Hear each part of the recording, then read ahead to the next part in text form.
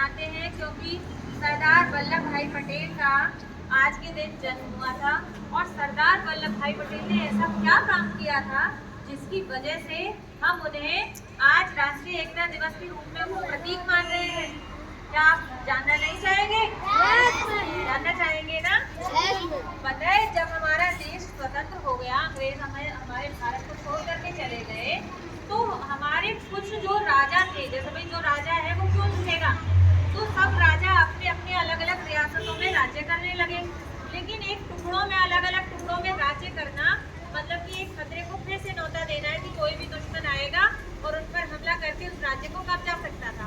लेकिन ये क्या जरूरी कि वो सब एकजुट हो जाएं कि भाई अगर एक राज्य पर मुसीबत आए तो सभी एक साथ मिलकर के आ जाए। तो इसके लिए हमारे सरदार वल्लभ भाई पटेल ने सभी रियासतों का कुल जो थी 562 रियासतें थी, उनके राजाओं को समझाया कि भाई अंग्रेज तो चले गए, लेकिन ऐसा नहीं कि हमेशा के लिए चले गए। अब अंग्रेजों से प्रभावित होकर के और कोई भी हमला कर सकता है।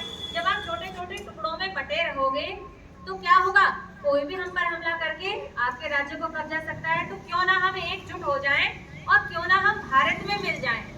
पहले अगर हमारे 562 रियासतें नहीं होती तो भारत हमारा इतना बड़ा नहीं होता, छोटा सा बन जाता, छोटा से अलग से वो होता।